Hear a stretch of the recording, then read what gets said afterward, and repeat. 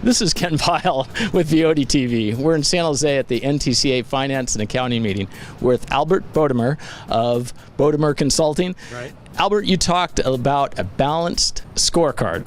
Why don't you tell us about that and we'll launch into a conversation. The thrust of the presentation was how can you transform your company? And what do I mean by that? We were talking to finance and accounting professionals, and they're in the business of every day putting together pro forma models and budgets and business plans for where to take their business. But too often, all that forward-thinking outlook doesn't translate into operational change in the organization. It just sits on a spreadsheet in the accounting department. So what we're trying to get at with this balanced scorecard and transformation to the organization was by implementing tracking mechanisms for accountability and reporting, internal reporting with the balanced scorecard, and then overlaying that with concepts like pay for performance. You help get into the culture of the organization, the underlying values and the mission statement that are implied in the budget that's being built out by the accounting department. And one of the things, this really starts from the top, or it can start from the top, and starts with taking kind of those fluffy vision statements and actually putting some quantitative measures around them, right? Right, because that's what it's all about. You have a mission statement and a value statement. That's a long, incredible run-on sentence full of superlatives. That's all just very qualitative stuff, right? And what does it mean to say that you're going to provide superior customer service in your territory? Maybe that means that 95% of your customers are going to say that they rate you at a 9 or a 10 on a scale of 1 to 10 in terms of customer satisfaction. Maybe that's how you quantify it, right? Or you measure things like customer churn or customer sales per month. It's just a way of quantifying what customer satisfaction means.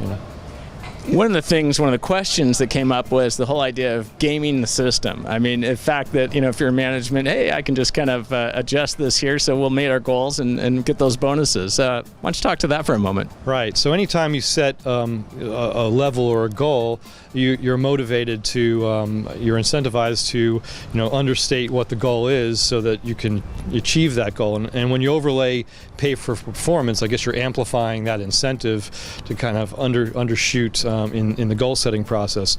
So, there are two sides of it. One, you've got a board of directors and senior management. That's contrary to their fiduciary responsibility, right? Their job is to make sure that value is being maximized and cheating is not taking place, right? But two, just the nature of the balanced scorecard. The reason it's called balance is because it measures the performance of the business across a whole host of variables, from traditional financial measures to customer acquisition measures to training measures. Is your staff getting trained? So by balancing across that spectrum, where some of these measures are actually kind of in conflict with each other. So if you want to say you're going to achieve a certain EBITDA ratio, but you're also at the same time going to achieve a certain net add or customer growth ratio. If you understate either one of those, you do it sort of at the peril of the other goal. So it's kind of self-monitoring in that regard. If cheating is taking place, it starts to become apparent through the results on this sort of the opposing metric. And one of the things, doing this kind of thing sounds great. In principle, but then the actual guts of it, and you got into that a little bit with some Excel spreadsheets you showed us. Got into it a lot, yeah. So it's one thing to talk about the philosophy and the underlying concepts, and after a few minutes, people are nodding their head up and down. This seems like a great idea, but then woe to the poor consultant or a financial professional that has to actually implement that, because that's where the hard work begins. The devil's in the details, and we took this concept down to every employee in the company.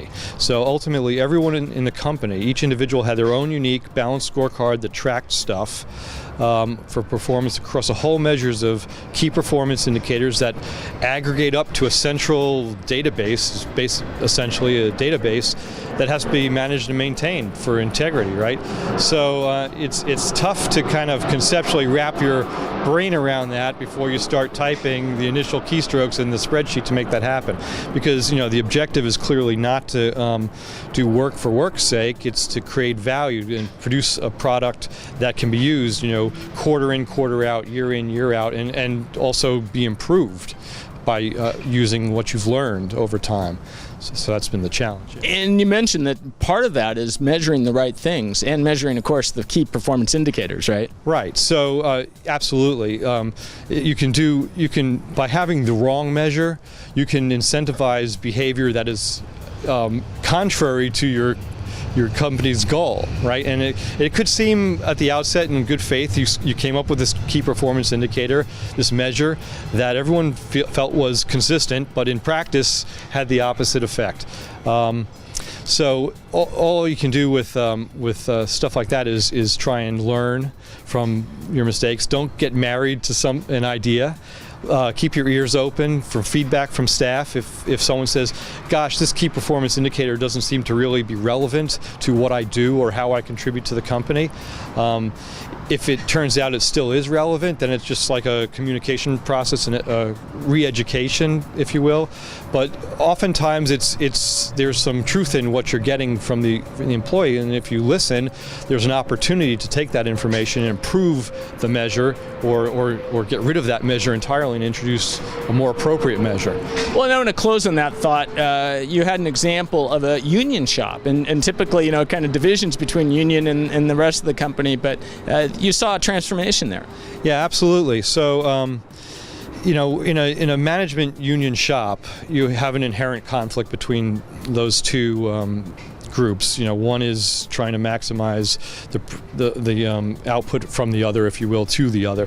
But the balanced scorecard and pay for performance concept that we implemented kind of sat above that dynamic, if you will, and because it was a common dynamic shared between management and staff. It was a common framework, if you will. And out of that process, after we've been doing it for a while, and some questions that came up, we got some feedback from an outside plant guy who's outside plant engineer. The question, the rationale and the approach that the marketing department had taken in structuring, the way it had gone about structuring and bringing to market its internet DSL rate plans. And so after you're done getting your back up all in defense, like, you find what was interesting about it was they're coming at the same problem from a different perspective than the marketing department had in its little cloistered environment, right? And the feedback, it turned out, was very persuasive and informative, and we used that. So when we got that information, we said, this is good feedback. We can't give you an answer right away, but we promise we'll get back to you. And management circled up and said, it's really critical. This is a wonderful thing that this is happening, right? It's really critical that we jump on this issue and respond quickly with what we're going to do, even if we're not going to change anything. But especially if we're going to change something, we want to get back. And the way it worked out was we wound up restructuring our approach to the market based on that feedback. And from that initial comment to us standing in front of staff, the whole company, and saying, here's what we did as a result of that comment, was a 2-week window. Wow. And so one is, kudos to that company that they're able to be that quick on their feet, that they can go to market and change their market profile, if you will, in front of the customer in that amount of speed. But kudos to that staff member, that union guy who gave us that feedback, spoke up. And to me, that's money right there, and that's the whole intent of what is involved in the cultural transformation of doing it. You're not doing it because you're a nice guy. It's because you greedily want the company to do as well as possible. And when the company's doing well, we're sharing that with staff through pay for performance.